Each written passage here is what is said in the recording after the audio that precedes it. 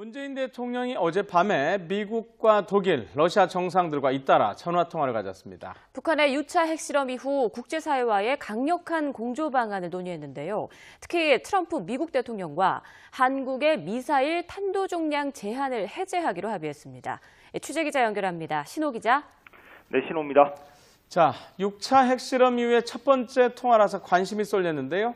양 정상이 중요한 부분에 합의를 했네요. 네, 그렇습니다. 문재인 대통령과 도널드 트럼프 미국 대통령이 북한의 6차 핵실험에 대한 대응으로 한국의 미사일 탄두 중량 제한을 해제하기로 전격 합의했습니다. 한미 미사일 지침에 우리나라 미사일의 탄두 중량은 사거리 800km에 500kg으로 묶여 있습니다. 탄두 중량이 더 늘어나면 그만큼 더 강력한 파괴력을 가진 미사일을 보유할 수 있고 북한의 지하 군사시설이나 지휘부의 벙커도 파괴할 수 있게 된다는 뜻입니다.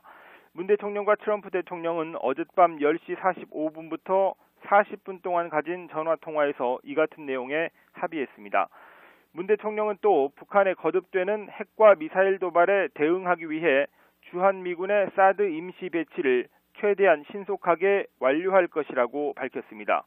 두 정상은 북한의 핵실험은 한국과 미국은 물론 국제사회의 거듭된 경고와 유엔 안보리 결의를 정면으로 위반한 것일 뿐 아니라 규모와 성격 면에서 과거와는 차원이 다른 엄중한 도발이라며 강력히 규탄했습니다. 문 대통령은 이제는 차원이 다른 그리고 북한이 절감할 수 있는 강력하고 실제적인 대응 조치가 필요하다고 강조했고 트럼프 대통령도 긴밀히 협력하겠다고 약속했습니다. 특히 트럼프 대통령은 미국의 철통 같은 대한 방위 공약을 재확인했습니다. 두 정상은 또 지금은 북한에 대해 최고로 강력한 압박과 제재를 가해야 한다는 데 동의하고 보다 더 강력한 유엔 안보리 제재 결의를 추진하기로 했습니다. 네, 그리고 푸틴 러시아 대통령 또 메르켈 독일 총리와의 통화 내용도 자세히 전해주시죠. 네, 문 대통령은 푸틴 러시아 대통령 그리고 메르켈 독일 총리와도 20분씩 통화했습니다. 문 대통령은 푸틴 대통령과의 통화에서 북한의 이번 핵실험이 과거와 차원이 달랐다며 북한의 외화 수입원을 근본적으로 차단할 방안을 유엔 안보리에서 검토해야 한다고 강조했습니다. 특히 대북 원유 공급 중단과 북한 해외 노동자 수입 금지 등을 예로 들었습니다. 푸틴 대통령은 북한의 핵과 미사일이 지역의 평화와 안정에 실질적인 위협이 되고 있다고 지적했습니다. 또 한반도의 핵 문제는 외교적 방식으로만 해결할 수 있다며 이번 주 블라디보스토크에서 열리는 한러 정상회담에서 더 논의하자고 말했습니다. 문재인 대통령은 앞서 메르켈 총리와의 통화에서는 유엔 안전보장이사회의 강력한 추가 대북 제재 결의안 채택에 전적으로 협력하기로 했습니다. 양국 정상은 국제사회가 최고 수준의 제재와 압박을 가하는 것은 북한이 대화로 나오도록 만들기 위한 것이며 북핵 문제의 평화적 해결 원칙은 분명히 지켜져야 한다는 데 공감했습니다.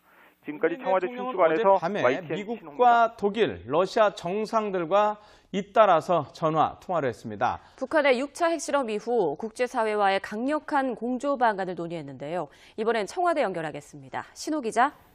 네, 신호입니다.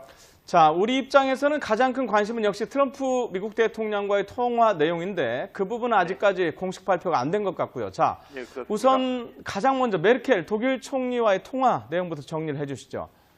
네, 문재인 대통령은 어젯밤 3국 정상들과 연쇄적으로 전화 통화를 했는데 가장 먼저 앙겔라 메르켈 독일 총리와 20분 정도 통화했습니다. 문 대통령은 메르켈 총리와의 통화에서 유엔 안전보장이사회의 강력한 추가 대북 제재 결의안 채택에 전적으로 협력하기로 했습니다. 박수현 청와대 대변인은 문 대통령이 대북 제재에 대한 독일의 적극적인 역할을 당부했고 메르켈 총리가 이같이 화답했다고 밝혔습니다. 양국 정상은 국제사회가 최고 수준의 제재와 압박을 가하는 것은 북한이 대화로 나오도록 만들기 위한 것이며 북핵 문제의 평화적 해결 원칙은 분명히 지켜져야 한다는 데 공감했습니다. 이와 함께 문 대통령은 북한의 핵실험이 국제 평화에 대한 심각한 도전으로 규모와 성격 면에서 과거와 차원이 다른 엄중한 도발이라고 지적하고 추가 도발을 묵과하지 않겠다고 강조했습니다. 문 대통령은 메르켈 총리와의 통화에 이어서 어젯밤 10시 45분에는 트럼프 미국 대통령과 통화했고 밤 11시 30분에는 푸틴 러시아 대통령과도 전화로 대화를 나눴습니다. 특히 북한의 6차 핵실험 이후 처음 갖는 트럼프 대통령과의 통화가 주목되는데요. 한미 정상은 40분간 통화했습니다. 두 나라의 대북 공조 태세가 굳건히 유지되고 있음을 다시 한번 확인하고 또 가장 강력한 수준의 대북 제재 방안을 논의했을 것으로 보입니다. 한미 정상과 한러 정상의 통화 내용도 잠시 뒤에 공개될 것으로 예상됩니다. 지금까지 청와대 춘추관에서 네, 시청자 여러분 안녕하십니까. 잠시 떠났다가 다시 돌아와 보니까 앵커 자리의 소중함을 새삼 느끼게 됩니다. 그동안 안녕하셨습니까? 그리고 패널 여러분 반갑습니다. 네, 안녕하세요. 안녕하세요. 잘 부탁드립니다. 뭐 잘해야 할 텐데 하는 부담이 좀 커서 걱정이 앞서니까 잘 도와주시고 시청자 여러분의 응원도 부탁드리겠습니다. 9월 4일 월요일에 뉴스와이드는 한반도 위기 상황 그 실체를 파헤쳐 보겠습니다. 정말 서로 도와서 한마음 한뜻으로 뭉쳐도 시원찮을 이 마당에 오늘 국회에선 피켓 시위로 시끄러웠습니다. 한국의 정치가 위기인 것만은 분명해 보입니다. 먼저 도대체 한반도 핵 위기 상황 어떤 정도인지부터 들여다보겠습니다.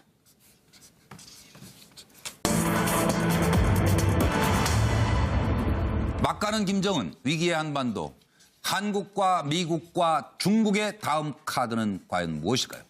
하는 것이 질문입니다.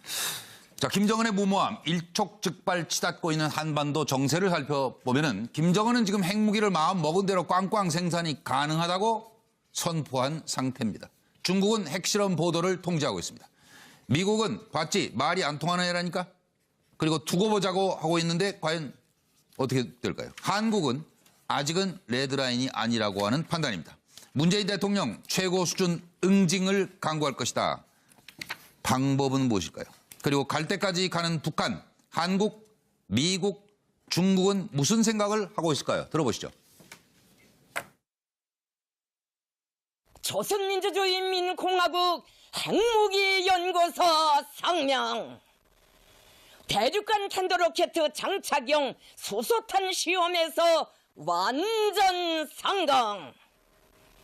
조선노동당의 전략적 핵무력 건설 구상에 따라 우리의 핵과학자들은 9월 3일 12시 우리나라 북부 핵시험장에서 대륙간 탄도로켓 장착용 수소탄 시험을 성공적으로 단행하였다.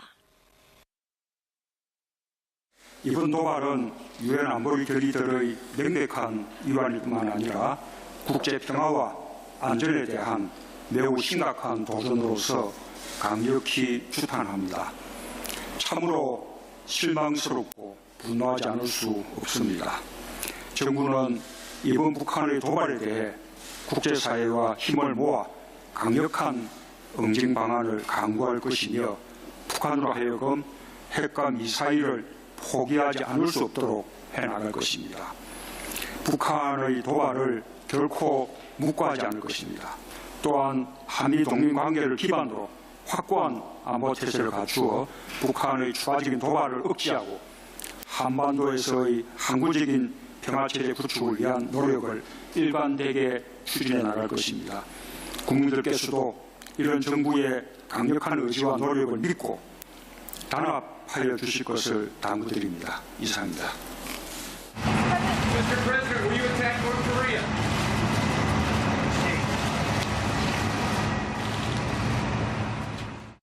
To send to the president for his strong consideration that anybody that wants to do trade or business with them would be prevented from doing trade or business with us. We are.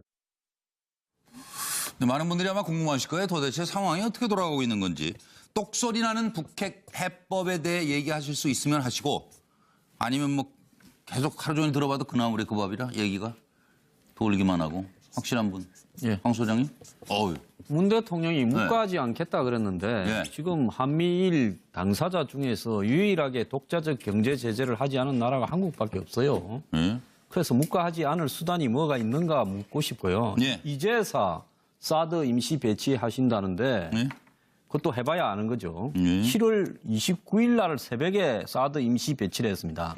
그 임시 배치를 하면 급해서 빨리 하는 게 임시 아닙니까? 그런데 임시 배치되는데 지금 한 달하고 한 일주일쯤 지나고 있어요. 그리고 이제 미국에 또 전략 무기 보내달라 이야기하는 거 말고 예. 한국이 뭘 할 수 있는 게 있습니까? 예. 핵 잠수함 만든다는데 잠수함 만든다고 한 6, 7년 걸리다 보면 네. 뭐 다 끝나버리죠, 상황이. 네. 미국은. 그래서 네. 실제로 지금 별 할 게 없다. 그런데 지금 청와대는 그래도 한편으로는 대화를 이야기하고 있다. 네. 근데 앞으로 한 6개월 안에 모든 승부가 끝날 것 같은데요. 일이 네. 다 끝난 뒤에 대화를 이야기했다가 나중에 감당이 좀 어려울 수도 있다는 생각이고요. 네. 미국은 세컨더리 보이콧 이야기하고 이제 경제 압박이죠. 군사 옵션 말하다가 또 협상하든지 이럴 겁니다. 예. 그러면서 북한하고 협상을 이야기하는 핑계를요. 한국이 비협조해서 그렇다고 지금 트럼프가 슬슬 이야기 꺼내고 있어요. 네. 중국은 미국이 우리 보고 아무리 뭐라고 해도 우리는 오일 차단 안 한다. 예. 그래도 북한이 우리 혈맹이다. 이제 뭐 한 몇 달만 있으면 끝날 일이 이리저리 시간만 끌면서 버티면 다 왔다. 네. 중국은 북한의 핵 개발을 원하고 있다고 봅니다. 내심으로요. 예. 차 교수님.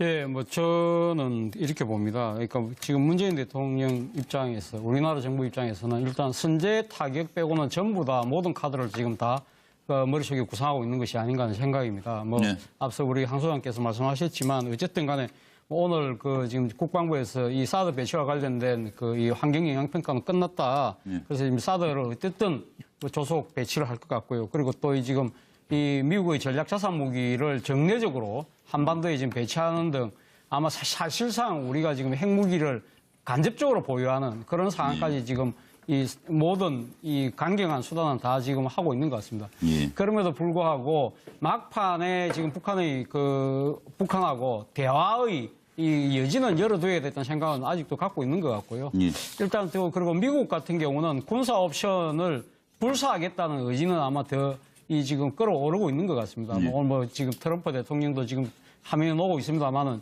지금 우리 한국의 지금 유화적인 대화 태도에 대해서 상당히 좀 불만스러운 지금 이 반응을 보이긴 했습니다만은 예. 미국도 당장 지금 군사력을 동원해서 뭔가 사태를 해결하기에는 사실상 조금 버거운 측면도 분명히 있기 때문에 별로 할 수 있는 쓸 수 있는 카드가 별로 없는 것 같아요. 그렇죠. 그래서 지금은 이제 양수겸장 형태로 지금 할 수 있는 것이 중국의 목조르기가 아닐까 하는 생각이 듭니다. 중국에게 지금 세컨더리 보이콧을 통해서 지금 그런 이야기를 하는데 지금 북한과 거래하는 업체들하고는 지금 미국은 아예 거래를 하지 못하도록 사실상의 세컨더리 보이콧을 아마 지금 그 정도 카드를 지금 준비를 하고 있는 것 같고요. 이에 대해서 중국 같은 경우는 말 그대로 벙어리 냉가슴이 아닐까 하는 생각입니다. 중국 입장에서는 지금 어제 브릭스 회의가 개막이 되는 그날 역사적인 순간이었는데 북한이 핵실험함으로써 완전히 잔치집에 완전히 지금 찬물을 끼얹은 꼴이 되지 않았습니까? 그렇기 때문에 중국에서는 완전히 지금 화가 나 있습니다만은 네. 실질적으로 할 수 있는 수단이 많이 제한적이다. 예. 그런 측면에서 중국은 아직까지 상황을 좀 더 지켜보는 쪽으로 가지 않을까 생각이 듭니다. 노영희 변호사님. 사실 할 수 있는 게 별로 없죠. 우리 같은 경우에. 왜 그러냐면은 우리는 기본적인 전제가 전쟁은 하지 말아야 된다라고 하는 그런 강력한 전제가 있기 때문에 예. 사실 우리가 가지고 있는 카드가 별로 없습니다. 근데 문제는 북한이 이걸 너무 잘 알고 있다는 것이고 그렇죠. 또 중요한 건 미국이 기본적으로 이 대한민국 남한이 가지고 있는 이런 위기 상황을 본인들의 경제적인 이득과 연결시키려고 하는 그런 움직임을 보인다는 거. 예. 이제 그게 사실은 또 약간 얄미운 부분이 좀 있거든요. 그러니까 실질적으로 문재인 대통령이 지금 할 수 있는 게 뭐가 있어요? 우리가 전술핵 같은 거를 배치하겠다라고 해봤자 그것은 오히려 그동안 우리가 얘기했던 것하고 완전히 대비되는 거기 때문에 그건 사실 네. 받아들이기 어려운 부분이거든요. 또 레드라인을 선언을 해버리게 되면 더 이상 우리가 쓸 수 있는 카드는 하나밖에 없기 때문에 예. 그것도 상당히 어렵습니다. 결론적으로 지금 중국을 조금 어느 정도 좀 우리가 중국과 조율을 해서 북한이 자제를 할 수 있도록 뭔가 간접적 영향력을 행사하는 것밖에 방법이 없어 보이긴 하는데 예. 사실 그것도 그렇게 해서 가능성이 있어 보이지는 않고요. 예. 제가 봤을 때는 우리가 할 수 있는 가장 강력한 조치는 예. 한반도에서 전쟁은 안 된다라고 하는 전제가 깨질 수도 있다는 것을 북한에 알려주는 것이 먼저 가장 필요하지 않을까 생각합니다. 근데 뭐라고요? 한반도에서 전쟁이 있으면 안 된다라고 하는 것을 우리는 무조건 지킨다라고 하는 그런 얘기를 북한에 지금 계속해서 가지고 있기 때문에 우리한테 이렇게 함부로 하는 거거든요. 그러니까 쉽게 얘기하면 우리도 전쟁할 수 있다 이걸 북한이 그래서 알고 그런 가능성이 언제든지 있을 수 있다라는 걸 좀 알려주는 거. 약간의 좀 협박하는 것이 좀 필요하지 않나 생각합니다. 전쟁 가능성은 낮게 보세요? 전부들? 없다고 보세요? 네. 그렇게 보세요 지금? 저는 전쟁 가능성이 거의 없다고 보는데요. 뭐 있다고 보는 분은 안 계신 거죠, 그럼 지금 여기? 네, 그런 것 같아요, 지금 분위기가. 그러니까 지금 이제 이 상황을 혼란하게 보는 이유는 현 정권이 대화로 북한의 핵을 포기시킬 수 있다라고 그동안 생각해왔던 사람들 입장에서는 되게 이 상황이 혼란한데 저는 절대 북한의 핵을 포기 못 시킬 거다라는 전제에서 오래전부터 봐왔기 때문에 지금 제 상황, 예측대로 상황이 흘러가고 있어요. 그래요? 네. 그러니까 북한은 까마귀야 좀 조용해라. 네. 북한은 원래부터 무슨 생각을 가지고 있냐면 핵무기를 개발해서 그거를 지렛대 삼아서 한반도에서 미군을 철수시키고 자기 체제 안정을 보장받은과 동시에 남한에 대해서 어느 정도 자신들이 유리하게 영향력을 행사하려고 한단 말이에요. 근데 이 점과 관련해서 이 그림에서 보듯이 남한에서 대화론자들이 그것을 어떻게든 무마시키려고 했으나 사실 그거는 실패로 끝났어요. 코리아 패싱은 이미 기정사실화된 겁니다. 그래서 이제 김정은과 미국과의 한판 싸움이 남아 있는데 미국은 지난번에 하원 외교위원장 지한파인 사람이 와서 한번 얘기를 했어요. 우리의 기본 전략은 지속적인 압박이다. 이것은 인내가 필요하다. 이랬습니다. 그러니까 미국은 북한의 핵 개발을 인정을 안 할 거예요, 앞으로도. 수소폭탄이니. 인정을 하든 안 하든 이미 다 끝난 거 아니에요? 탄소폭탄. 그러니까, 근데 그것을. 그리고 사실 이제 옛날에 그 파키스탄이나 인도처럼 디팩토 사실상 인정하는 식으로 가는 게 아니에요, 아예. 사실상 인정도 할 수 없다. 안 합니다. 안 하면서 계속 어떤 식이냐면 북한의 김정은이를 바꾸든지 아니면 김정은이 바뀌게 하든지 그렇게 할 겁니다. 쫙 지속적인 압박을 통해서. 그 과정은 실질적으로 둘 중에 하나로 결론 지어질 거예요. 하나는 김정은이가 아예 안 되겠다. 슬그머니 꼬랑지를 내리든지 아니면 김정은이가 그야말로 미국으로 하여금 어떤 식으로든 압박해서 실질적인 행동으로 나가는 명분을 주게 될 겁니다. 지금 국제적으로 선제 공격이나 선제 전쟁은 사실상 국제법상 허용이 안 돼 있거든요. 그렇기 때문에 미국이 한국이 반대하는 것도 있고 미국이 사실은 그 북한에 대해서 선제 공격을 할 수 없어요. 하지만 이런 식으로 압박에 몰린 김정은이가 어떤 식으로든 사실은 미국한테 명분을 줄지도 몰라요. 명분을.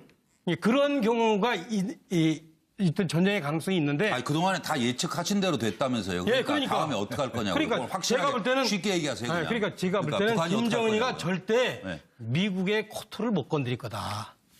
지금 저렇게 큰 소리를 쳐도 코트를 못 건드릴 거다. 미국의 다음 카드가 뭐예요? 계속 미국은 제가 얘기했잖아요. 계속 압박할 겁니다. 우리 정부도 지금 대화 얘기는 안 해요. 지금도 같이 압박하고 있잖아요. 이거는 맞습니다. 지금 정부가 제가 볼 때는 앞으로 더 이상 대화 얘기가 뭐 곤란할 거예요. 그런데 그 점에 대해서는 저는 국민의 한 사람으로서 적어도 한 나라의 원수이고 그다음에 국방 이런 문제를 총괄하는 분이면 적어도 이 정도 상황은 예측을 하셨어야죠. 아니. 그러니까 앞으로 카드가 어떤 게 가능하냐니까요. 우리나라는 코리아 패싱에서 카드가 없어요, 이제. 한미동맹을 공조를 하든지 아니면은 그냥 패싱 당하고 있든지. 중국은 그냥 가만히 있을 거고. 중국은 미국이 압박하는데 따라올 수밖에 없을 겁니다. 그래서 그래서 원유를 차단할 거냐 안 차단할 거냐 이런 문제가 있는데 오늘 아침에 어떤 신문에 중국의 그 5대 외교 안보 전문가 중에 한 사람이 인터뷰를 한 게 있어요. 부분 통제를 할 거다. 부분 통제할 것으로 본다.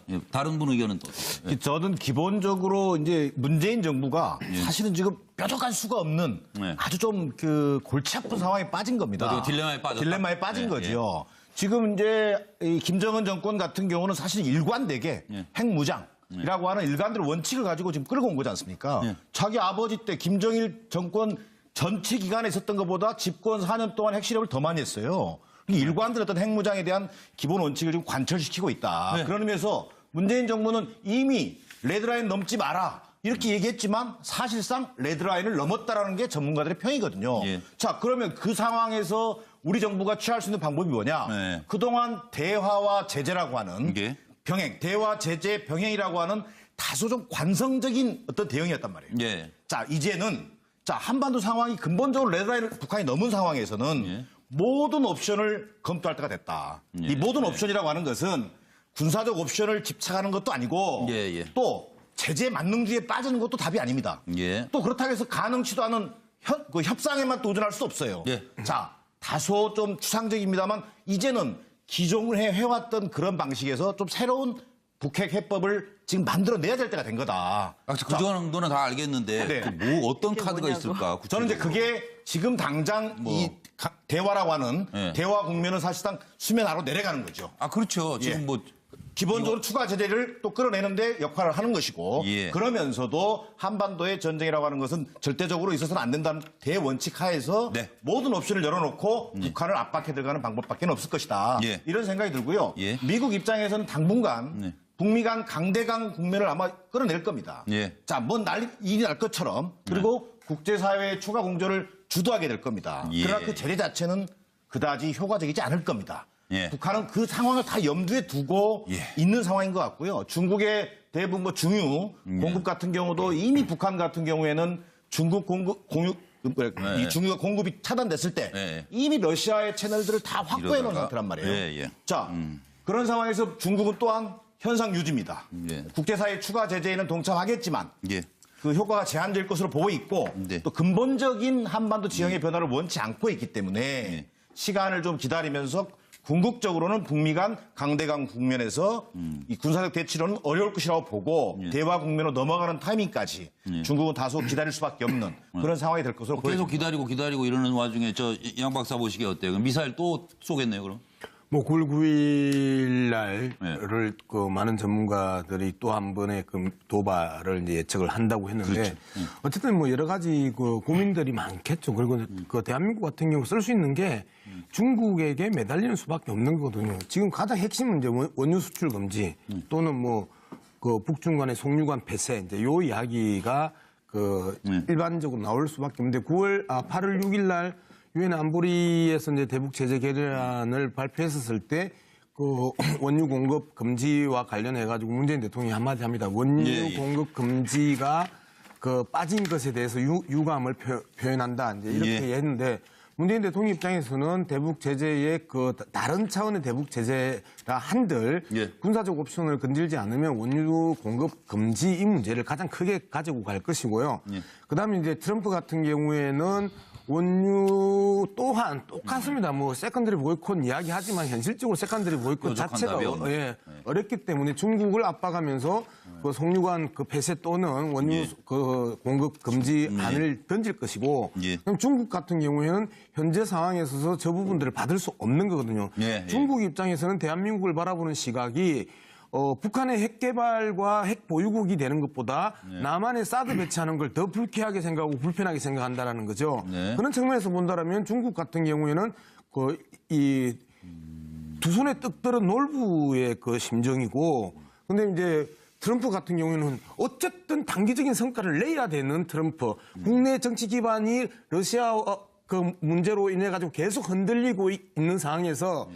그 대북 문제만이라도 성과를 내야 되기 때문에 단기적 성과를 거둬야 되는데 이것들이 군사 옵션으로 못 풀고 하니까 북한과의 대화가 오히려 더 다급한 게 트럼프라는 점이 그 오늘 뭐 뉴욕타임즈에서 그 강하게 트럼프를 비판했던 게 트럼프가 한국에 대해서 강하게 비판을 했었잖아요. 이렇게 이야기를 한 거 아닙니까? 한국은 북한에 대한 유화적 발언이 효과가 없을 것이라는 점을 알아가고 있다. 한국은 그저 하나만 안다라고 이야기를 하면서 그 뉴욕타임즈 같은 경우에는 한미동맹 관계를 트럼프가 훼손시키고 있다라고 하면서 강하게 비판을 한단 말이에요. 하나만 안다 그러면 둘이 뭔지를 가르쳐 주든가 그러면. 그러니까요. 그래서 그런 측면에서 본다면 트럼프 같은 경우에는 그 미국 국내 정치 상황에 그 매였기 때문에 북한 문제를 어떤 방식으로든 해결을 해야 됩니다. 이런 측면에 그 제재 있기 때문에 우리는 정확하게 북한의 그러면 목표가 뭐냐?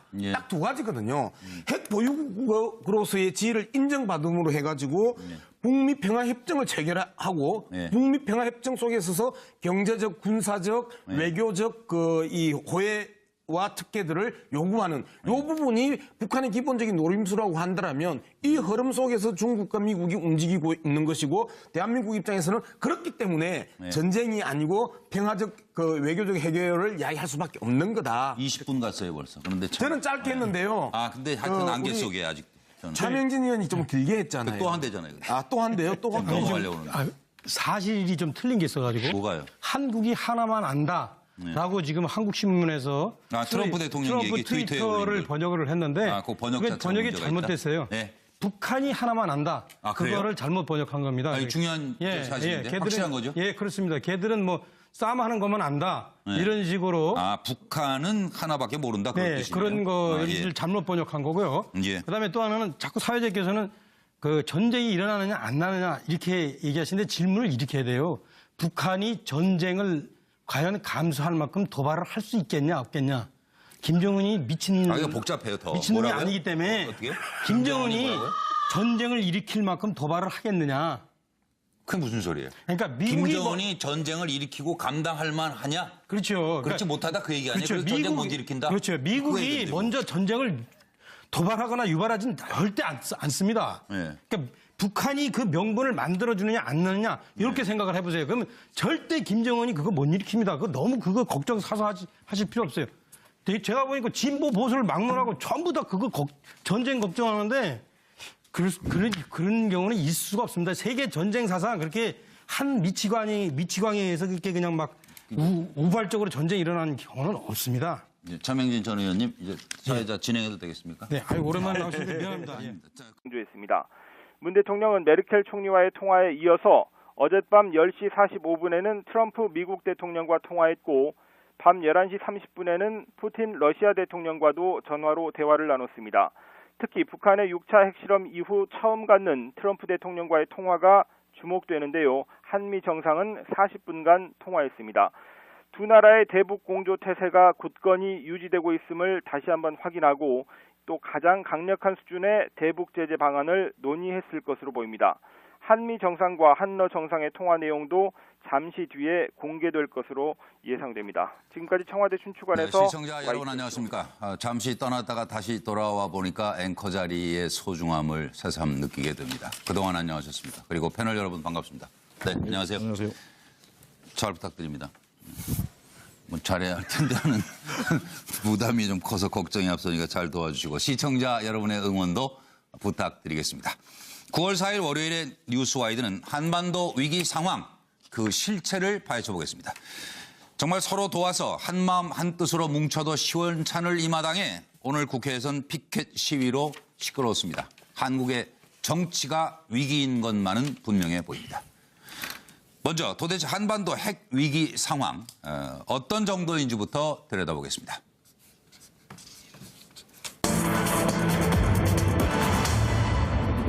막가는 김정은, 위기의 한반도, 한국과 미국과 중국의 다음 카드는 과연 무엇일까요?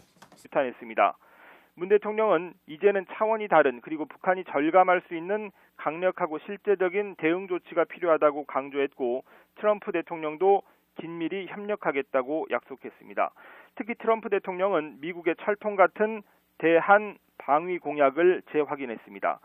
두 정상은 또 지금은 북한에 대해 최고로 강력한 압박과 제재를 가해야 한다는 데 동의하고 보다 더 강력한 유엔 안보리 제재 결의를 추진하기로 했습니다. 네, 그리고 푸틴 러시아 대통령 또 메르켈 독일 총리와의 통화 내용도 자세히 전해주시죠. 네, 문 대통령은 푸틴 러시아 대통령 그리고 메르켈 독일 총리와도 20분씩 통화했습니다. 문 대통령은 푸틴 대통령과의 통화에서 북한의 이번 핵실험이 과거와 차원이 달랐다며 북한의 외화 수입원을 근본적으로 차단할 방안을 유엔 안보리에서 검토해야 한다고 강조했습니다. 특히 대북 원유 공급 중단과 북한 해외 노동자 수입 금지 등을 예로 들었습니다. 푸틴 대통령은 북한의 핵과 미사일이 지역의 평화와 안정에 실질적인 위협이 되고 있다고 지적했습니다. 또 한반도의 핵 문제는 외교적 방식으로만 해결할 수 있다며 이번 주 블라디보스토크에서 열리는 한러 정상회담에서 더 논의하자고 말했습니다. 문재인 대통령은 앞서 메르켈 총리와의 통화에서는 유엔 안전보장이사회의 강력한 추가 대북 제재 결의안 채택에 전적으로 협력하기로 했습니다. 양국 정상은 국제사회가 최고 수준. 문재인 대통령이 어젯밤에 미국과 독일, 러시아 정상들과 잇따라 전화통화를 가졌습니다. 북한의 유차 핵실험 이후 국제사회와의 강력한 공조 방안을 논의했는데요. 특히 트럼프 미국 대통령과 한국의 미사일 탄도종량 제한을 해제하기로 합의했습니다. 취재기자 연결합니다. 신호 기자. 네, 신호입니다. 자, 6차 핵실험 이후에 첫 번째 통화라서 관심이 쏠렸는데요. 양 정상이 중요한 부분에 합의를 했네요.